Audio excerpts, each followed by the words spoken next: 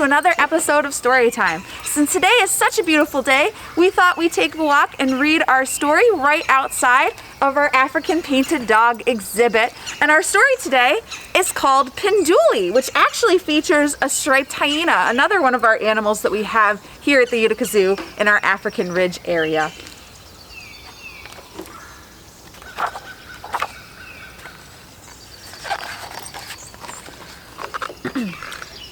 The sun was low in the East African sky. The animals had been sleeping all through the hot afternoon, and now they began to stir. Pinduli awoke before Mama Hyena, eager to explore. "Don't go far," Mama yawned. "We must hunt soon. There has been so little to eat lately that we'll need all night to find enough to fill our bellies." Pinduli promised to stay close and trotted away.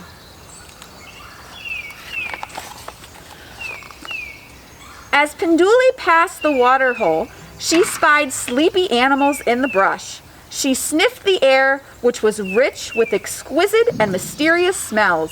But something was not so exquisite or mysterious. It was the smell of dog. Pinduli's sharp ears picked up the soft pounding of pads on the dirt. She spotted a pack of wild dogs at play on a faraway ridge. And then they saw her.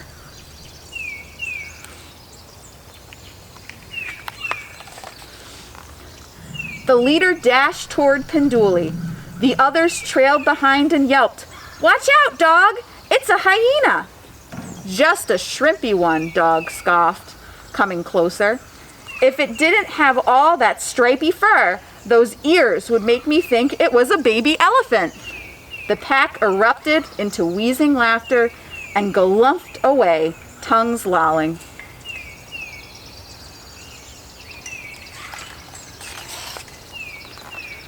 Pinduli had never given a thought to her ears.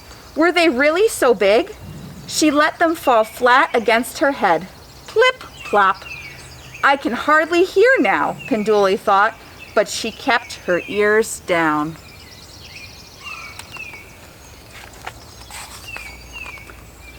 "Ahem!" A rumbling voice came from the scrub. "Ahem!" Pinduli whirled around. A lion!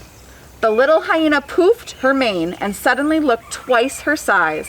She was sure that she was mighty fierce, but Lion just calmly looked her up and down.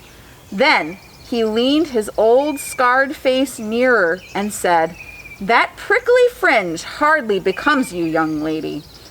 Pinduli's mane flopped as she hurried away. She had never given a thought to her coat. Was it really so straggly?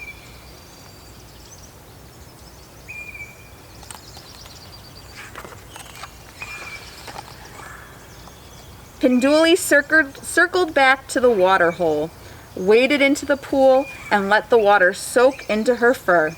She figured that when the water ran off, her coat would lie flat. No more prickly fringe. Zebra and two friends strolled over, their brown eyes glinting at the sight of the soggy little hyena. Pinduli didn't like their amused look. She tried to lower herself deeper into the water and disappear. But she was too late.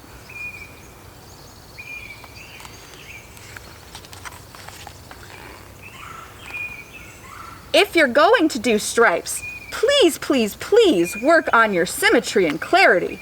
Good grooming, not soaking, will take some of that unpleasant haziness out of your patterns, whinnied Zebra. Then the three tossed their heads, dipped their lips into the water, and drank. Pinduli splashed past the startled zebras and escaped to a quiet spot. Were her stripes really so disorderly? Didn't Mama Hyena always say she was the most beautiful hyena ever? She rolled and rolled in the pale dust, which stuck to her wet fur. Soon her soft stripes had completely vanished. Ears pinned, coat flattened, and dusted to a pallid gray, Pinduli wanted nothing more than to get home, hoping no one would notice her. "I'm really in trouble now," she worried. I've been gone a long time, and Mama gets awful cranky when she's hungry.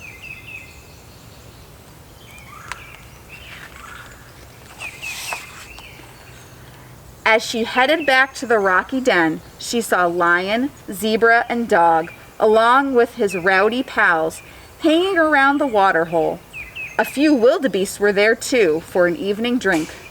My, it's busy out here tonight, thought Pinduli, edging away from the others. No luck. The animals turned to see who it was coming.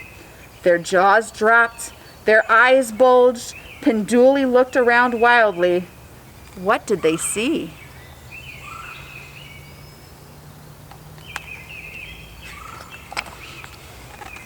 A ghost! The animals screamed. An evil spirit is upon us. They jumped and ran. Where? Where? Cried Pinduli as she raced behind them. Feet pounded and dust flew, and no one answered.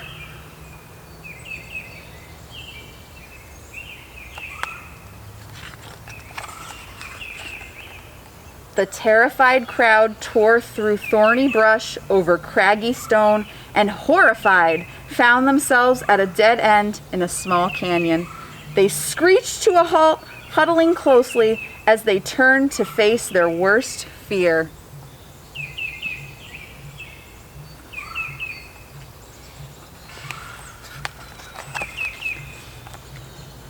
Dog was the first to speak. "Oh, great spirit," he howled, "you've come for me. I know it, because I made fun of a young hyena's ears." All eyes were on Pinduli. Ah, so I'm the ghost, she thought. I'd better get in character before they recognize me. "Go on, Dog," said Pinduli in a slow, deep voice. "The spirits want to know why you would commit such a hideous, awful, atrocious crime." Dog's voice quavered. I don't know. I guess I was still mad at Fennec Fox for calling me Butterfly Head."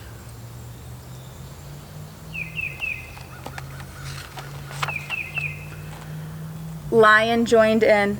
"Please spare us your wrath. I too have spread discord by insulting a young hyena's mane, but Vulture called my own mane a mange." Pinduli nodded sagely.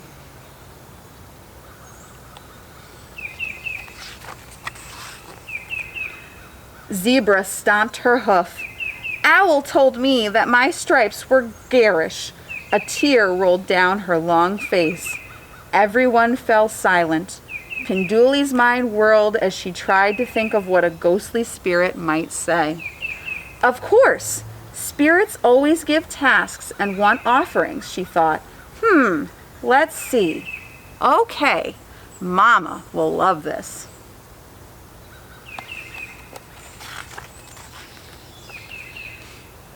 In order to appease bad spirits, you must find your tormentors and make peace, Pinduli called out with authority, and always leave a bit of every meal as an offering. If you do this, I shall never return. She turned and glided away on her tiptoes, trying not to smile. Thank you, called the creatures. We will do as you say. Once out of sight, Pinduli raced home.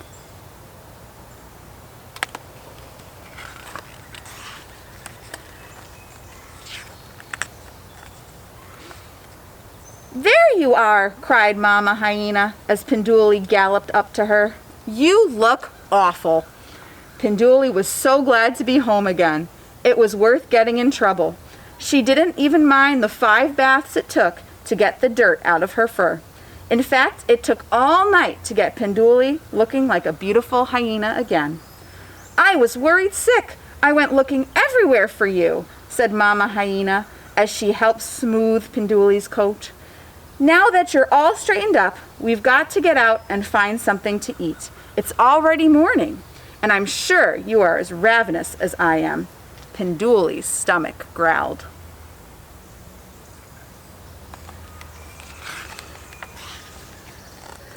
That very morning, Dog, Lion, and Zebra searched the wide savanna until they found Fennec Fox, Vulture, and Owl.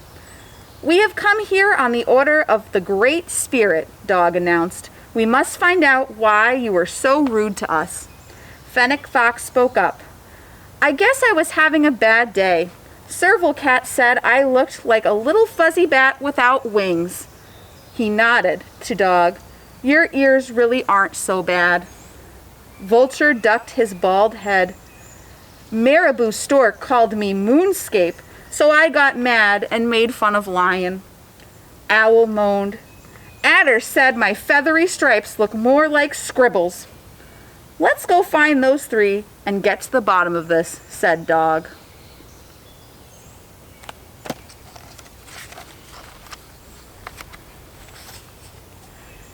The oddball crowd went searching and found Serval, Marabou, and Adder. We've come here on the order of the Great Spirit, they declared. Uh-oh, I'm in trouble for laughing at Owl's stripes, hissed Adder.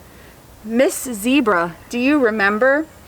When I said your stripes were dull, mumbled Zebra. Marabou stepped forward on his stilt-like legs. Lion told me that the glare of the sun on my head hurt his eyes. Sorry, grumbled the big bald cat. Then Dog blurted out, Oh dear, Serval, please forgive me. Serval's amber eyes squinted at Dog. You mean for the time you said that the wind might pick me up by my giant ears and blow me away, he said. Yep, Dog yipped. Who am I to be talking about ears? He pranced about, flapping his big ears like the wings of a butterfly. Serval burst out laughing, and everyone, including Dog, joined in.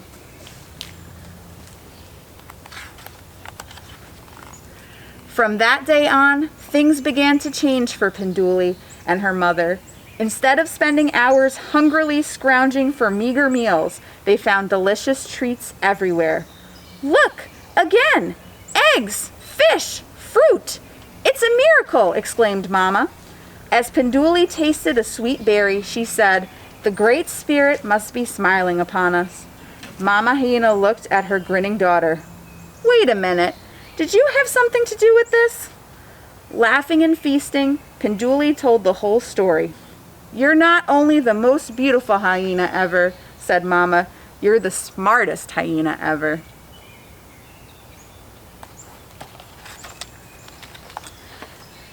The end. Thank you guys so much for joining us for another Storytime video. We'll see you next week where we visit another animal or meet another animal in our classroom and read another story.